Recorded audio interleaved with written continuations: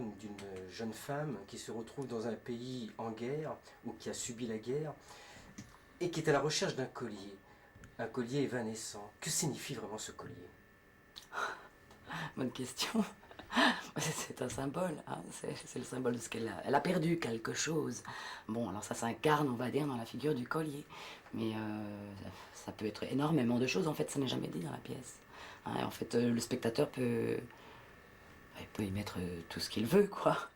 C'est bon, c'est une pièce qui parle du deuil, hein, du fait qu'il faut savoir faire le deuil. Elle fait le deuil de quelque chose.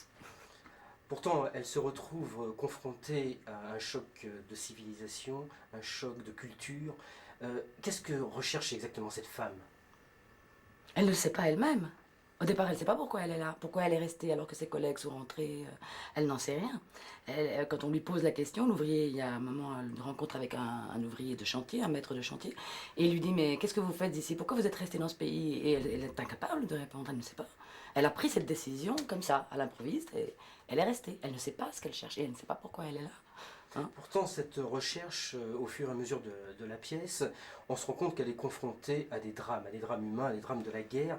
Est-ce que c'est pas insignifiant, son drame à elle, par rapport à tout ça? Oh, oui, on peut l'entendre comme ça, bien entendu. C'est-à-dire que c'est à travers ce voyage dans cette ville qui a subi la guerre, qui est marquée par la guerre, et toutes ces rencontres successives avec chacun des personnages qui portent une histoire très lourde, terrible, qu'elle va pouvoir en fait abandonner, perdre, lâcher prise. Elle apprend à lâcher prise grâce au fond à cette rencontre, à ces rencontres.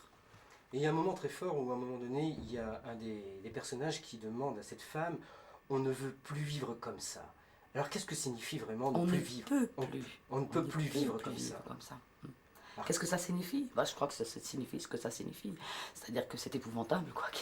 On ne peut pas vivre comme ça. C'est affreux, quoi. C'est le Palestinien qu'elle rencontre dans le camp palestinien et qui lui dit, voilà, dites-le pour moi, dites-le quand vous rentrez chez vous, en Occident. Dites-le, même si vous ne savez plus pourquoi, qui vous l'a dit, à quel moment. Dites, on ne peut plus vivre comme ça. alors quel effet ça fait de pouvoir de jouer avec des personnages et des comédiens qui viennent d'horizons différents, des Palestiniens, des Syriens, des Libanais? Quelle était la difficulté? Bon, au départ, la difficulté, c'était que, bon, on a eu très très peu de temps de répétition ensemble, quelques jours seulement. Et il y en a trois qui ne parlent, non, il y en a deux qui ne parlent que l'arabe et un troisième qui parle seulement l'anglais, en plus de l'arabe. Donc pour moi qui ne parle pas bien l'anglais et pas du tout l'arabe, ça c'était assez compliqué. Maintenant, vous savez, ce sont des acteurs, ce sont de très bons acteurs et mon Dieu, je dirais que ça c'est international. Donc on s'est bien rencontrés sur le plateau, mais dans la vie après aussi, bien sûr. C'est important que ça soit joué en langue arabe? Oui, je pense, oui. Je pense que ça c'est très bien, c'est une très très belle idée du metteur en scène.